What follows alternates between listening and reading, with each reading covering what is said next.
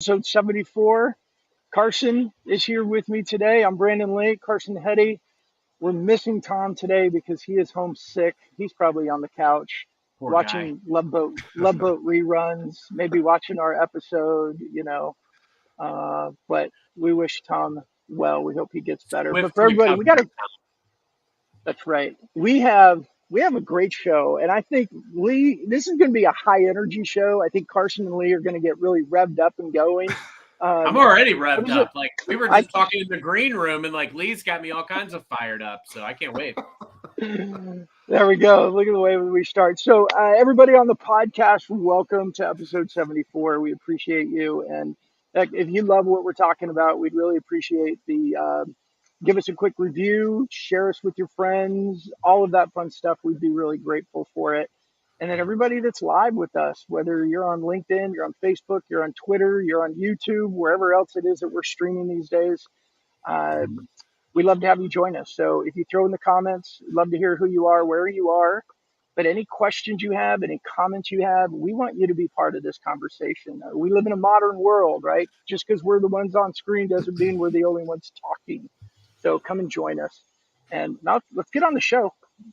We'll get moving on it. So this episode is called Reimagining Sales, a journey from sales contrarian to sales champion. Our guest is Lee Salz. He's the best-selling author of Sell Different and Sales Differentiation. Lee, welcome to the show. And then tell us, what the heck does this sales contrarian thing mean? Thank you, Brandon. I thought we were going to talk Love Boat. I mean, you just brought me way back. My parents would go out on Saturday nights. I'd be home with my grandmother, and we'd be watching Love Boat, followed by Fantasy Island. And I'm just remembering those. I'd always walk in, and my parents were watching Dallas. Oh, sure. Yeah. Absolutely. Who shot JR? My reference was, for me in the 80s when I was homesick and my parents worked, it was on the couch watching Price is Right, Love Boat reruns, and then Twilight Zone. I think that was my three. Young and the Restless was always on during the day. Carson, I'm not with you, man. I wasn't watching that. No, I didn't want to, but I somehow got hooked, and I still remember the storylines. But I digress. Yes. Wait, was Young and the Restless? Is Young and the Restless a story about DDRs? I'm not going to take the bait. This is close. Yeah. Boy, he just threw a fastball down the middle, and you just took it, Carson. That's a good one. That was good. Laid it in there.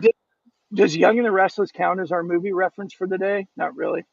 Yeah, we're going to have to try harder. Okay, let's try harder. Well, Lee, tell us a little bit about yourself and your experience. And sales contrarian. I love it. I love contrarian. So bring it on. Oh, thank you. So I'm a sales management strategist, and I work with sales organizations to help them develop strategy, process, and tools to win more deals at the prices that you want. That's the trademark expression that I use. And to your point about sales contrarian, I look at the entire journey from the first time we pick up the phone and we're prospecting all the way through. We get a signed order or a signed contract. We got customer service. We got account management. And I'm looking at these old school methods and saying, I'm not sure if they ever really worked, but it's time that we get the dust off of the process and look at a new way to approach things. That's awesome. So we've got a bunch of bullet points on our agenda that we may or may not get to them in the right order, because I know there's two things that I'm really excited about, and I know Carson's excited about. This value-driven discovery calls. I think that is huge important, because most discovery calls are boring and focused on sales, not the actual buyer. And then we want to talk about your maturity assessment. So Carson, where do we want to start? Yeah, no, I think let's give us a little preamble too, Lee. Like you said a mouthful as you started. And I think, one of the things you and I talked about right before we jumped in was you're embarking on a pretty strategic change that not a lot of organizations, a lot of organizations do a great job of talking the talk, but as far as really adopting the change and the effort that's required in creating and nurturing a sales culture, it's pretty daunting. So you take us on the journey. Like, how do these conversations usually start? What do you see as kind of the biggest pain points that organizations are grappling with? And then how do you diagnose and treat these situations? Okay, so that's a great start. And I'm going to share a quote from one of my CEO clients. He's got a great line. He says, "There's the business that happens to us and the business we make happen, and most can't distinguish between those two." Right? There's a business that happens to us, business we make happen. Meaning, when the economy's cooperating, we got a great differentiator, interest rates are low, not much competition. We look like we really have this sales game nailed. And that's when sales leaders, owners, presidents, CEOs say, "Why do we need to invest in sales? We're killing it." Right? Then we hit economic headwinds. We got tough competition. Maybe our differentiator isn't a differentiator anymore. The economy's not cooperating. We go, "Boy, these salespeople, they can't sell anything. They're terrible." The same group, mind you. And it's because we don't have the ability, or we do have the ability, the desire to distinguish between the business that happens to us and the business that we make happen. And that was one of the reasons why I developed the assessment tool, which we'll talk about later.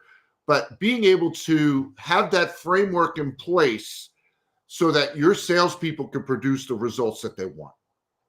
The people on the front lines know the difference. I'd love to hear. I had an amen moment when you said that, and I'm surprised our chat isn't lighting up yet with folks saying an amen moment, because what you just said, Lee, really resonates. It's fascinating to watch, and what I've usually seen as a common trend with organizations is that they may invest in a sales training of some sort, but it's a one and done. They'll do it. There's no follow-up. There's no practical execution. And you better believe that if somebody goes out there and they're trying to develop new muscle, that, you agree in the sales training, "Hey, this is great. This will make me better." But then you go out and you do it a few times. It doesn't feel good. And I go back to what I call my comfortable way of failing. Yeah. So I would love to hear from your vantage point, where have you seen these really succeed? And what do you think is the biggest thing that organizations today need to be considering if they're serious about developing a sales culture? So can we go in a little time machine? We're going to go back in time. We're going to go back to the future, if you will. That's a great reference. You have your movie. You wanted a movie. I gave you a movie. Okay. We're going back to... And our favorite movie that gets talked about the most on the show ever. So I also have to say, for Valentine's Day, my wife gave me a Doc Brown clock. He's hanging from the clock. So Brandon, I'll have to show you guys. It's amazing. I love it. Wonderful. Okay, so I'm going to take you back now to high school science class, the heated atoms workshop, right? They gave you a Bunsen burner, a flask of water, and what you did was you took the flask of water, you put it over the fire, the heat, if you will, and the atoms went crazy, bounced it off the walls. And as soon as you took the heat away, they returned to a static state. And I share that story when executives reach out to me about me coming in and doing a keynote, a training program, what have you. And they say, so let's say I'm going to come in for some period of time, and then I'm going to go away. So tell me about what you have in place today to reinforce the work that I'm going to do with your team. And if the answer is we don't have anything, my counsel to them is not only should they not bring me in, don't bring anybody in, because you're going to have the heated atoms experience. You're going to have a team that gets all fired up for a couple of days, and then they're going to go back in the field and going to say, what is that I'm excited to go do? There's no reinforcement. And so some of the work that I get into with clients is developing sales playbooks. And I don't do that unilaterally. I don't sit here in Minneapolis and say, let me tell you how to build your sales organization. I'll host these brain share sessions with their team around a wide array of topics, mine out the information from their team, and then put it in an organized fashion in a playbook and say, okay, now we've determined the right way to sell for your organization. Now let's get everybody following those best practices. Lee, I'm curious of something just personally. How often do you hear a team, you go through that and you do your analogy and you say, if you don't have something in place to keep this going, don't hire me, but don't hire anybody. How often do you get a CEO or a sales leader that just look at you like a deer in headlights? Pretty common. And actually, very quickly, the conversation shifts to, tell me about that playbook thing that you do. Because they very quickly recognize that whoever they're going to bring in doesn't have a magic wand. So they're not going to come in, do something for a day, 2 days, 3 days, whatever it is, and boom, you're going to triple your sales results. That's just not going to happen. Not if you don't have a framework in place to get the results that you're looking for. What are the old school tactics that need to go, and what do we replace them with? A great question. Okay, so I'm gonna stir it up a little bit. One of my there we go.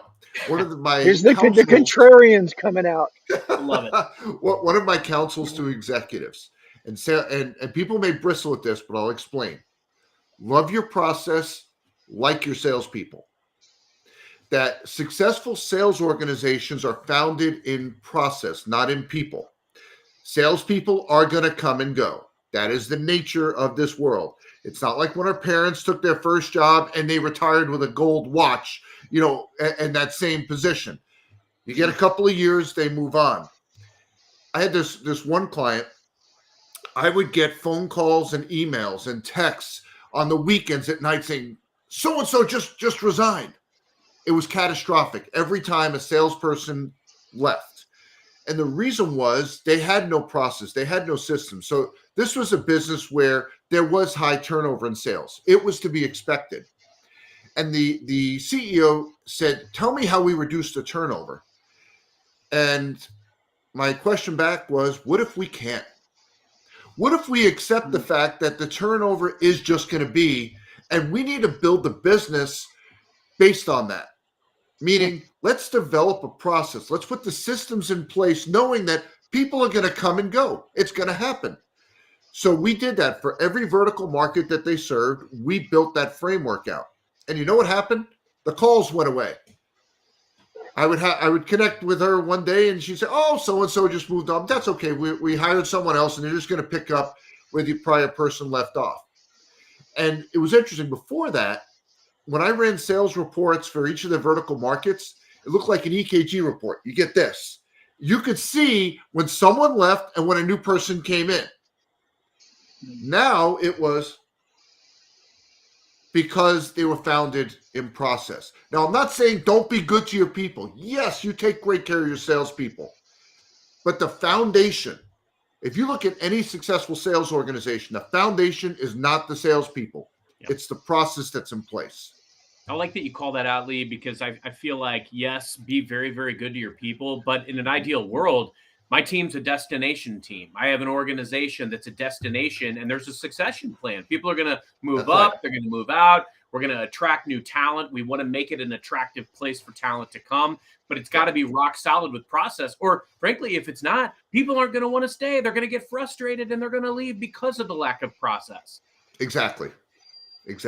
So those are the kinds of things when we talk about this whole sales contrarian thing. There's a lot of advocates for, let's just go hire great salespeople. So you ask for sales contrarian. I don't believe there's an entity called a great salesperson, and I can prove it. I love when executives take me to task on that.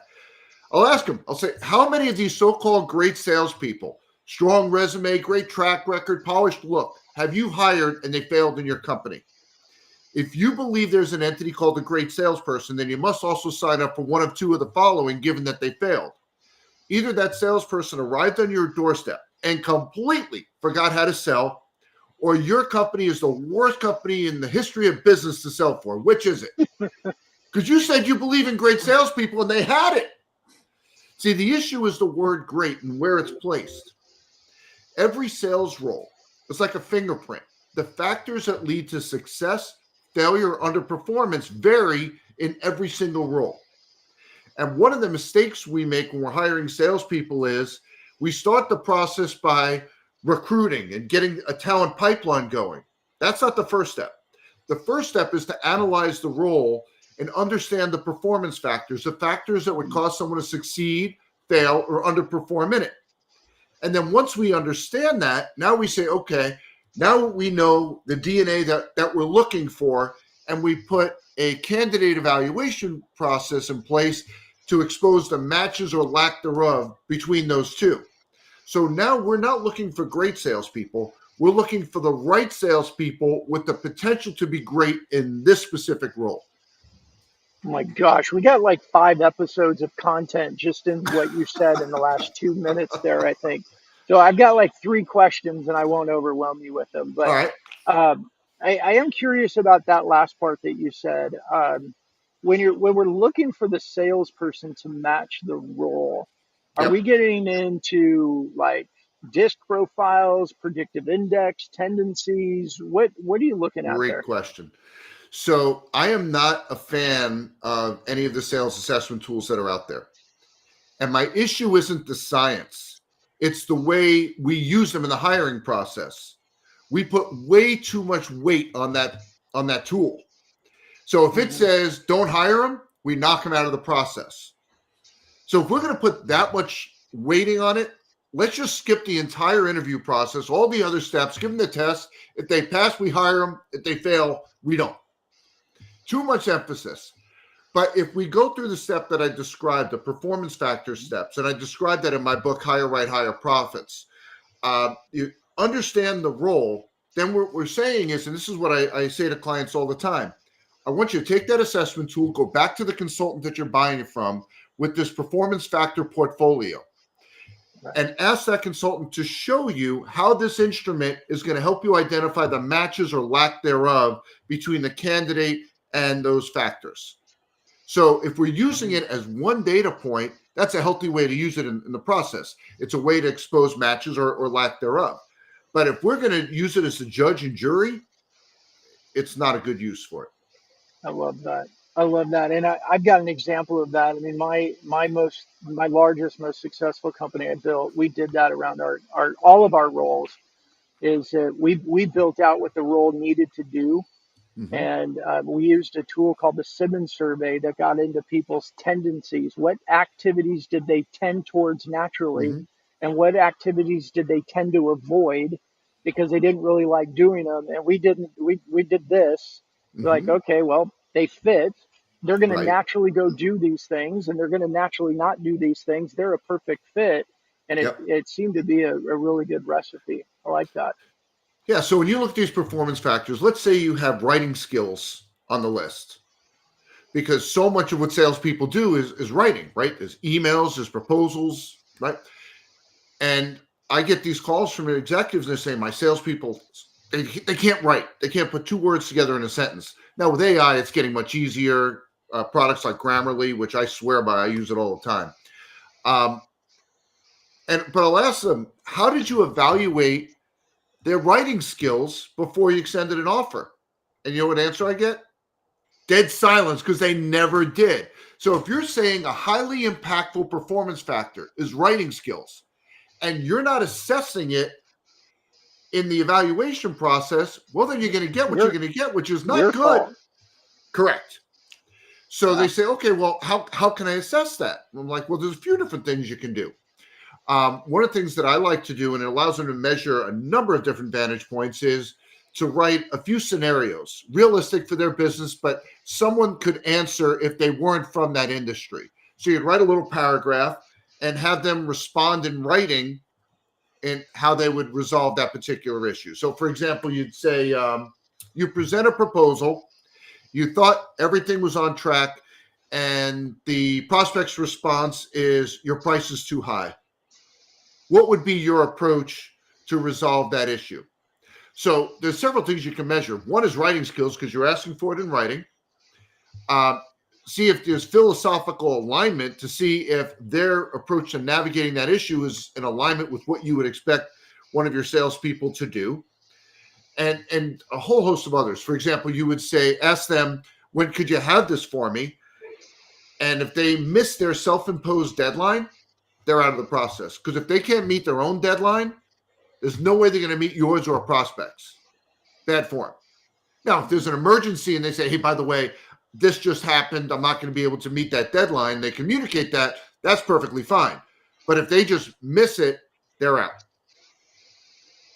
I want to kick Great. this door down because like you're hitting on something that's really important, not only to sales leaders who can and should be looking for different types of experiences that are Right. relevant to what they're hiring for. And I don't think that a lot of them do that effectively. And on the flip, they think, hey, I'm just going to go out and find somebody that's selling for my competition and I'm going to go nab them. And then they come and they fail and then they wonder why. But the reality is, Correct. I love where you're going with this, Lee. And so not even from like a sales leadership vantage point, but also as a seller today, what are some of the new skills that we should be looking for as sales leaders and accumulating as sellers, especially in the rise and advent of social selling and AI? I'd love to get your thoughts on that.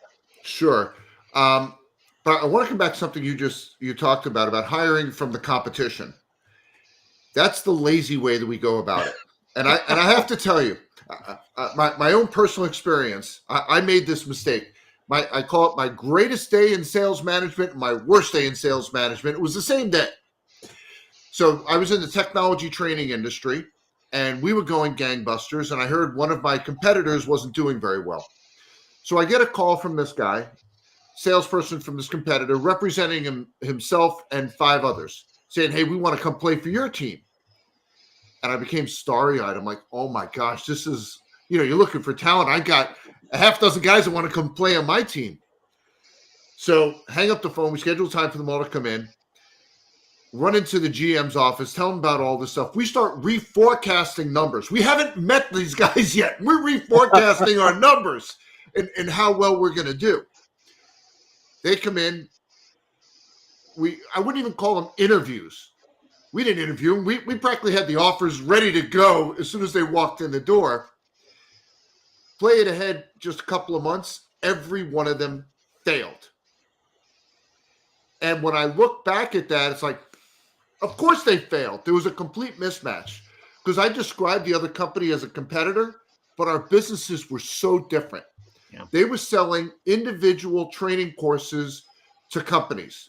We were selling comprehensive certificate programs primarily to individuals, career changers. So yes, it's the same technology. Yes, it's education. Market's completely different. Price point's completely different. And a whole host of other differences. And it was so obvious as I look back and going, we never should have hired any of them. But we get blinded. We hear hiring from the competition. And the reason I call it lazy is we go, well, I don't have to teach them the industry. I don't have to teach them the product. Done. When I was in the employment screening industry, I remember I took over this role, had a whole big sales organization. I had this one woman on the team, and she had been selling for 4 different employment screening companies in her career. And I traveled with her, and everything she said in the prospect meeting was factually correct. Problem was, she could have had any business card in her hand, and that meeting would have been identical. The entire industry had become vanilla to her because she didn't see any meaningful differentiators. She was selling employment screening, if you will. So I don't advocate for hiring from the competition as a winning strategy. I say those are the ones that are the toughest to evaluate because you call it an interview, right? You're meeting with them. They know the language. They know what you want to hear. It's a fun, enjoyable conversation. But if you haven't put in place what we talked about before, those performance factors, and for each of those performance factors, you've identified ways to evaluate the match or lack thereof. So interview questions is one of them. Writing technique, like we talked about, is another. But they need to go through that same level of scrutiny as someone outside the industry, even more to get past this fabric of they know the jargon, if you will. So I can determine if they're going to be a success right here in my organization. Yeah, I almost think it's almost like I would, and I've hired from externally, but they've got to add something that my team doesn't have today. If there's a experience that I'm trying to level up my team on that they have, if there is some type of skill set or an area that I think they can, elevate the sum of the parts. Absolutely. Right. But I'm not going to just add them for adding them's sake. Yep. But the question you were asking me, it was around today's tools. So let's start with LinkedIn. That's a huge, huge question. Now, today, if someone sends you an invite, you can measure with an egg timer how quickly you're going to get a solicitation. right? You get accept, tick, tick, tick. Hey, buy my stuff. Well, that's not an appropriate way to use LinkedIn. The beauty of social media is, and Brandon and I talked about softline, if you decide you want to be seen as an expert in, let's say, babysitting, you could do that in 30 days without creating one video, without writing one blog post. If all you're doing all day long is sharing information around babysitting, the world very quickly will say, you're an expert in babysitting. You didn't make a video, you didn't write any content. So with salespeople, when we're looking at the opportunity, again, I'm going to focus on LinkedIn because obviously that's the biggest business platform. They need to be sharing content related to the industry they're in to demonstrate subject matter expertise, but then go a step further and engage in conversations in the group. Again, not saying buy my stuff, but creating an environment so that others look at them and say, you know what, when I need this, I need to talk to Brandon because he clearly has what I need. And that to me is such a foundational expertise that they've got to have. It can be taught. The question always, when we, again, coming back to those performance factors, what do you want to teach and what do you not want to teach? Because there are some things you say, we could teach it, but we really don't want to. And there are other things like resiliency where you say, I don't think you can teach someone to be resilient. You are or you're not. So those are some of the decision process that you have to go through when you're considering sales talent. Yeah, and Lee, I want to address real quick, everyone that's listening, we know there's Brian, your audio just went out. We just lost your audio, Brandon. Uh-oh. Brandon may be having some technical difficulties, so I'll just mention. Please stand by. Yeah, what I think he's trying to say is that we know some comments are coming through, but we weren't able to funnel them into the stream. So if you've got some comments, we'll make sure to address those here shortly. And I think one of the areas that we want to kind of shift to, Lee, is around, we're seeing more and more the shift and the need to acknowledge that we're in a buyer-centric market. I love that you called out earlier the benefits of working in an environment where we're almost gifted or we benefit from the climate that we're in. I've worked in cloud for years, and obviously there was a very big boom, and then there were economic headwinds, and then you find out what you're made of.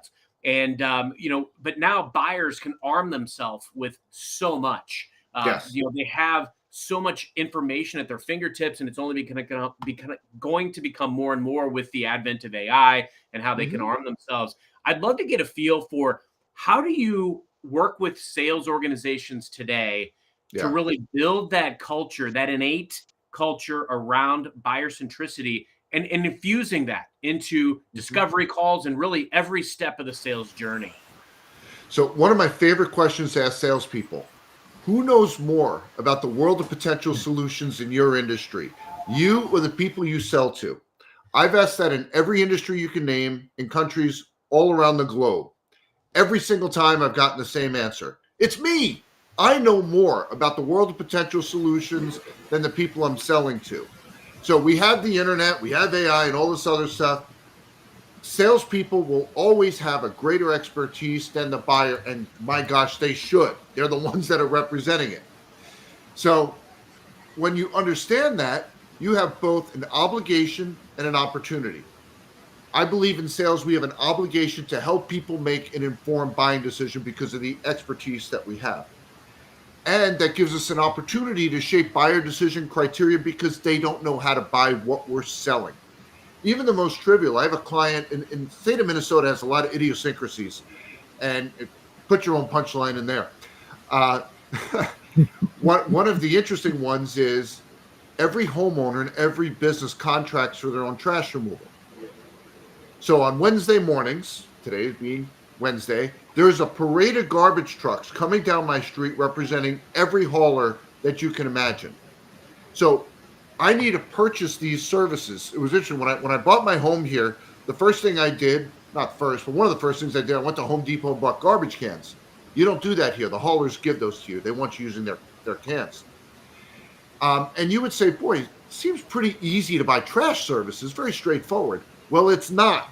There's a game that's played in this industry. What these haulers do is they put a cheap number in front of you. Let's say, we're going to charge you $9 a month to pick up your trash. And then you get your bill, and it's not $9 a month. There's all these fees that are added in. Now, we just think if you look at your cell phone bill, you go, well, fees, that's just a part of the bill. It's not. These haulers create these fees. They innovate these fees to add margin to your account. And the general public doesn't know that. So they just get lured by, I'm paying $12 today. If I switch to you, it's $9. Then they get the bill, and they're paying more than they were before because the other hauler has added all of these fees. So something as simple as trash, we don't even know how to buy garbage services. You can imagine what it's like when you're talking about a complex solution that most salespeople are selling. So we have this opportunity to shape buyer decision criteria. Now, just because we know that we know more than they do about the world of potential solutions in our industry than they do, that doesn't mean that they agree with you. You can't go in and they say, oh my goodness, thank goodness you're here because I didn't know how to buy this stuff. Because of the internet, they feel like they do. So one of the things we've always talked about in sales was the importance of questions. But there's questions that we have to be asking to lead them down a path so that they see what we see. If we make statements like, well, I know more about this space than you do, so I'm going to tell you about what you should know when you're making an informed buying decision, it's going to make for a very short interaction. But if you ask questions, lead them down the path. Like one of my favorite questions, or I should say the response I look for is, you know what? No one's ever asked me a question like that before. That's how I know I'm providing value, not with the statements I'm making, but rather the questions that I'm asking. Because what I want them to do is think differently about the world of potential solutions they could have.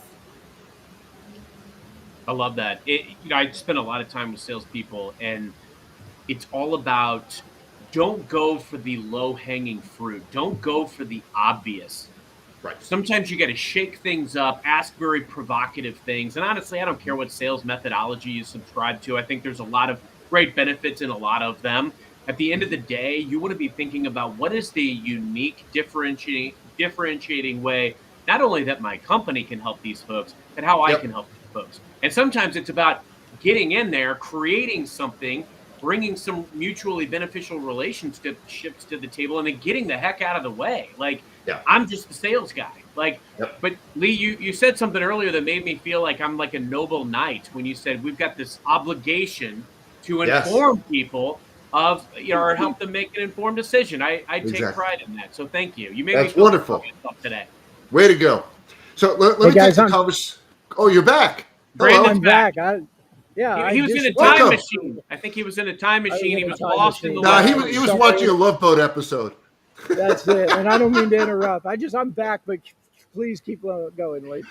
Okay. So let's talk, because obviously what we're talking about is some of the discovery issues, right?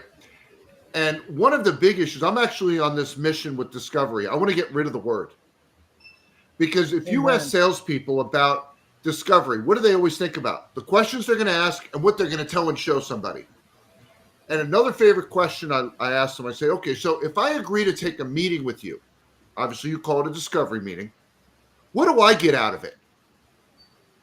And you know what I hear back? The same as the question before, nothing, deafening silence. That issue right there is why prospecting is so darn hard. We've conditioned people to believe that unless you're actively seeking something, don't meet with a salesperson because only they get value out of it. Yeah. So the word that I like to use, and I'm not going to say I innovated this, but consultation. So my hobby, when I'm not doing this sales thing, I'm a competitive power lifter. And when you do that, you wind up with various ailments. And I'm dealing with a neck issue right now. So a couple of weeks ago, I went to the doctor because of this neck issue. And if you think of why I went to the doctor, I went there to become wiser about the circumstances that I'm having and understand the potential remedies. That's why I went. I would not have gone to the doctor if I thought I was a scientific experiment and only he got the benefit of that time with me. So if we have the mindset of a consultation and we say, I need to figure out what meaningful value, can't just say value, meaningful, meaning it has to matter to me, that I'm going to provide during this interaction. And then I'm going to communicate that when I'm prospecting. Because when I'm prospecting, if it's a voicemail, if it's an email, or God forbid you get the person live, if all I come across as is that traditional salesperson, I want to meet with you, using the 2 words, by the way, I tell salespeople all the time, there are 2 words you want to get out of your vocabulary. It's I want. No one cares what you want, except one person. You know who that is? It's not you. It's mom. No one else cares what you want. So we you know what I mean? To their benefit. I'm going to start listening to Lee every morning before I go to work because you got me so fired up. And so this is very similar to a conversation that I was having very recently because it's that same exact thing around discovery. Using the same medical analogy, we try to go in and diagnose based on what we want the outcome to be. That's correct. Pointless. They don't want to talk to us or care to talk to us about those types of things. They don't care what we'd love to do or what we want to do.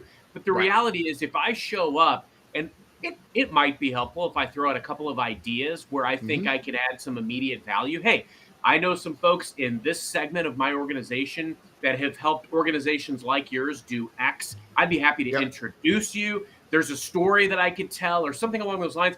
Cast a wide net. Don't try to diagnose before you get the consultative meeting. There you go. Cast a wide net. Try to make it sound like it's going to be of value to them and that you're actually thinking about ways that you can be valuable to them instead of just saying, I'd love to get a meeting to review your portfolio or review what keeps you up at night. Like, we've got to stop doing that. Well, and along those lines, I tell salespeople the word discovery is a kitchen item. You don't say that to someone. Let's have a discovery meeting. You've just said, let's have a sales call. I'd rather have root canal. I mean, no one is looking forward to that experience with you.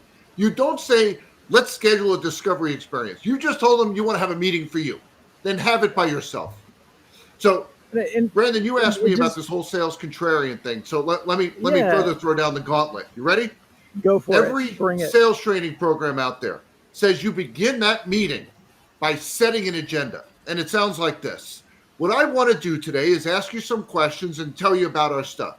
What I want to do today. So prospecting is so darn hard. We're lucky enough to finally get one of these meetings and we screw it up in the first few seconds by saying what I want to do today. What I advocate for is not making a statement, but rather asking a question. For this to be a great use of your time, what do you want to make sure we talk about here today? Those 2 things that question does 2 things for you. First of all, it conveys that you genuinely care that they get something out of this interaction. And the answer charts the course for the whole meeting.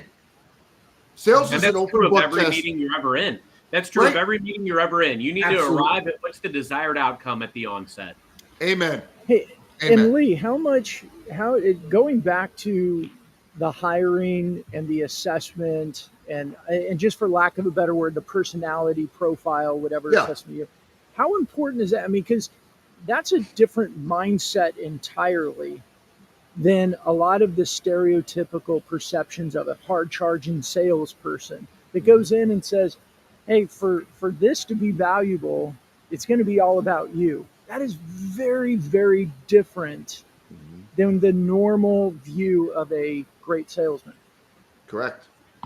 So this whole mission about being a sales contrarian that we keep coming back to is building this awareness, this recognition that, and what I'm talking about here today, I'd argue this conversation we could have had in 1930. I don't believe people wanted to hear what I want to do today in 1930 any more than they want to hear it in 2024. I think we just did it wrong. And we just kept replicating that over and over and over again. And I don't have it with me because I'm not sitting at my desk, but I would be holding up How to Win Friends and Influence People because I always come back to that book. Like that book never lies. It always comes back to how you treat people, how people feel when they're with you. Are you speaking in a way that they feel heard and seen and valuable? or are you talking about you? I mean, that's the foundation of that book. Right. Exactly. And people So, were more tolerable of bad sales tactics before because they needed us to fill in the blanks more before than they do now. Well, and it goes back to what, Lee, what you were saying at the very beginning, your CEO client of yours that said, we don't know the difference between sales that happen to us and sales that we create. right. And we thought I've said this many times. When I first got into sales, my first, job, I thought I was really good at cold calling. It wasn't until later that I realized that they just needed information from me and they were using me. Right. It wasn't that I was good. Yep. Exactly. So let me come back to something we talked about. One of the questions I asked salespeople about who knows more about the world of potential solutions, and I mentioned that was an opportunity that we have. So let me tie this into prospecting. There's a strategy that I've developed. I call it my unknowingly strategy, and it works tremendously well based on that premise that I mentioned before, that we know more about the world of potential solutions in our industry than the people we're selling to. So in that prospecting strategy of unknowingly, the question I'll ask salespeople, I say, okay, we agree you know more than they do about the world of potential solutions in your space. So what are those? What are the things that you know that you find they don't know? So we talk about the outreach. For example, I'm working with a company. They handle property tax management. And they have found that most companies are unknowingly overpaying property taxes. So we developed a campaign around this unknowingly theme. So the subject line of the email is unknowingly overpaying property taxes. I'm pretty sure that's going to get opened. If you think about when we make a decision, doesn't matter what it is, we always want to feel like we've made an informed decision. We may not have bought the most expensive, we may not have bought the cheapest, but we feel whatever decision we made, we did it in an informed manner. Someone comes along and says you're unknowingly doing something, you're unknowingly out of compliance, you get the Labrador effect. The the dog would put the head. What do you mean? And so the obvious response is, what do you mean by that? And I always tell salespeople, if you're going to use this strategy, you better be ready for that question. Doors open. And if you're not prepared with where you're going to take the conversation from there, strategy is going to flop. So you can't just say, hey, I like that unknowingly thing. Let me put that in place. When they say to you, what do you mean by that? You have to have a game plan to take them through that conversation. I love that. Wow. I feel like as sellers, you've got to be very intentional about understanding the things that you have control over, like the quality of messaging, how you show up. I learned a lot, my first year as an account executive when I would take a counterintuitive approach to doing outreach. I would listen to what I was being told as the reason people didn't want to talk to me. And then I would almost form this counterintuitive approach that basically turned it on its head. Like a lot of people didn't want to talk to me because they didn't want to buy anymore. They already felt like they were very informed in that area of technology. Right. And so elevating the conversation was part of it. You can control what you say and how you get or earn that meeting.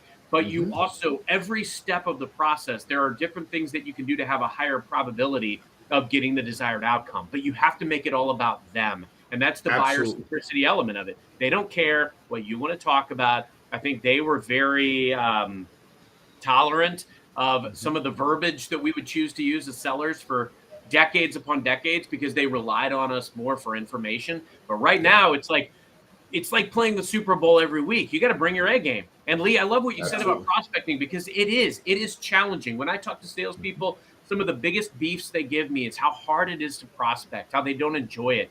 I've always personally enjoyed it because I take it as a challenge. Like, what can I do or say to earn this meeting? What is the unique approach that I want to utilize in order to get that meeting?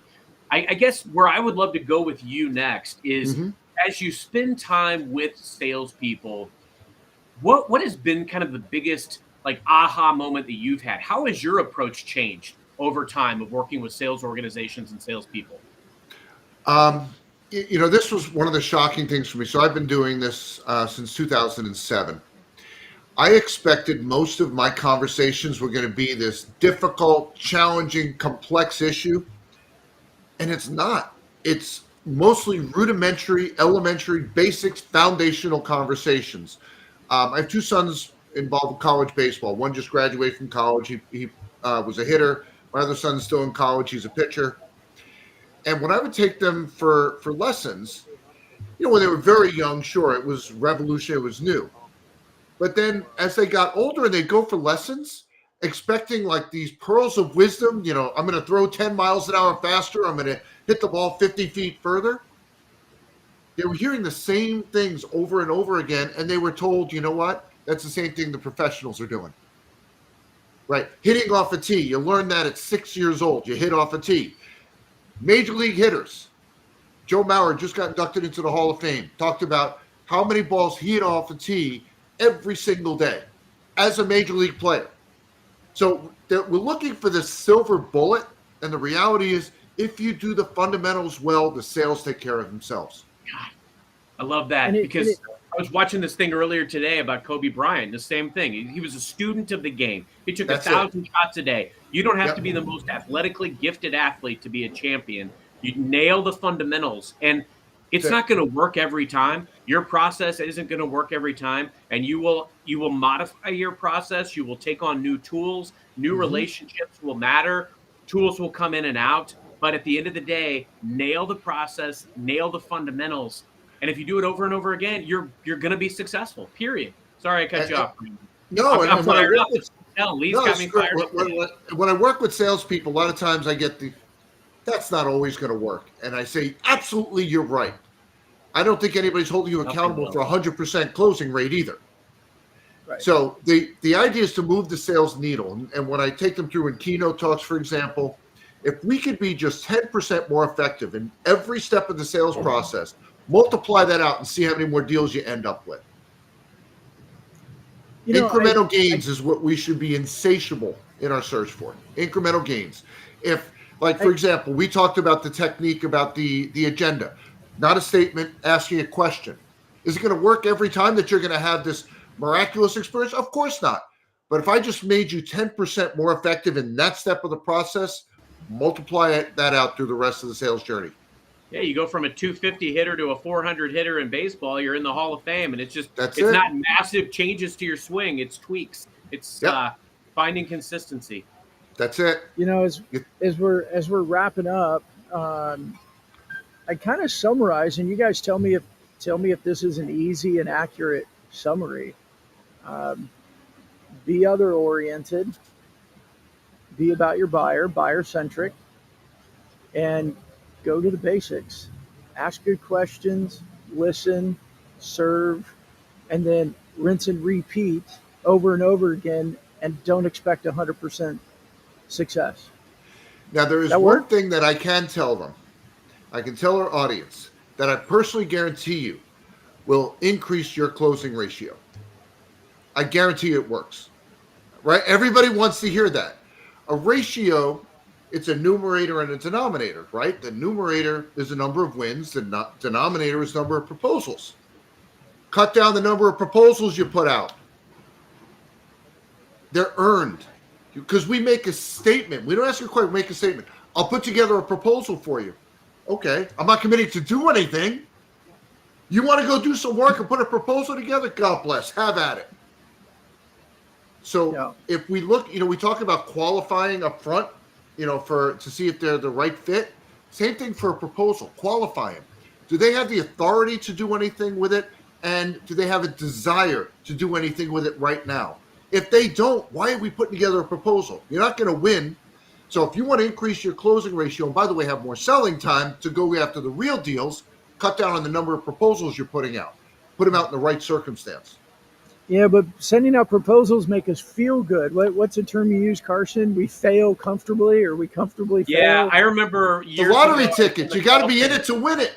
Oh my gosh, I remember years ago that I was in the call center, and we had just started this call center, and I was leading the operation, and we hired a bunch of new sellers, and these folks would walk around and, oh my gosh, I just got asked to send out a proposal, and they were walking around like they had closed this massive deal, and I was saying to myself, like, you're never going to talk to this person again in actuality, because customers, just like they're very well meaning, but they're not confrontational people. They don't want to, that's why I always tell people a yes or a no is better than a maybe so. I would rather know, are you invested in going down this path, going down this exploratory path to see what we might be able to do together or not?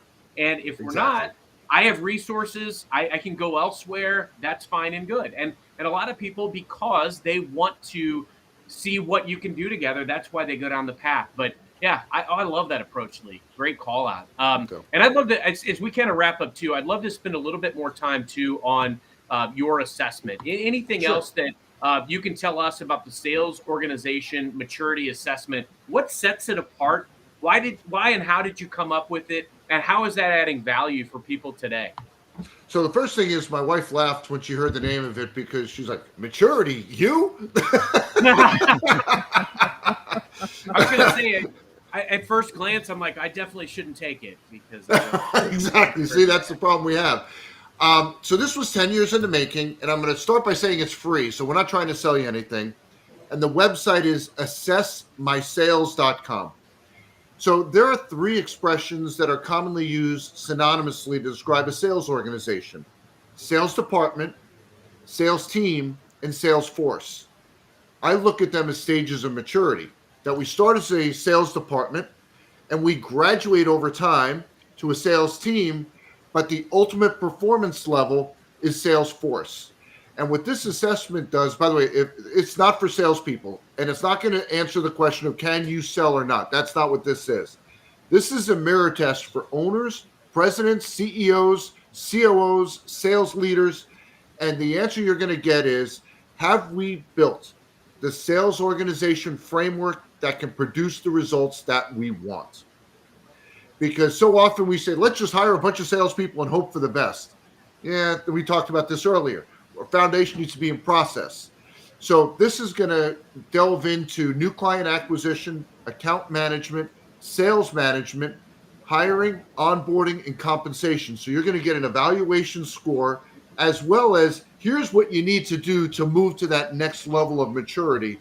Plus, I'm offering a complimentary consultation to anybody who completes it and wants to review their results. Not a discovery. Not a discovery. Right. And it is not a sales call in any way. It's all about them. Assessmysales.com. Thank you. There it is. Well, Lee, thank you so much. And I want to let everybody know, hey, we did not ignore you all day today. I know Nora's telling us that there's comments that she sees on LinkedIn. We are not seeing them inside of Restream today. I have no idea why. Technology. So we are so sorry. We know we have a great audience. Usually you guys give us great comments, and we bring you on and you join the conversation, and we just kind of, drop that today, but it wasn't intentional. So please forgive us. And Lee, thank you so much. Carson, thanks. I think you're pretty fired up. Lee was a great guest. This was great fun. Did you get your movie reference in, or are we just going to go with Lee's movie reference today? You got a summary in there? Well, Carson, you actually did it and you didn't realize it. Oh, boy. There's a scene in Bull Durham where Kevin Costner is talking about the number of additional base hits you have to get per week to go from an average, easily forgotten ball player and an immortal in the Hall of Fame. And the answer was 1. 1 more hit a week was the difference. So you referenced that when you said 250 to 300. There's your movie reference. And when you speak of me, speak of me well. Bull Durham. There you go. Bull Durham. I love it. All right. Well, Carson, finish this up. And Lee, thank you so much for joining us. This was awesome, man. Really great show. Thank you for being on. And thank you. Thanks everybody for being on with us as usual with Mastering Modern Selling. Until next time, happy modern selling.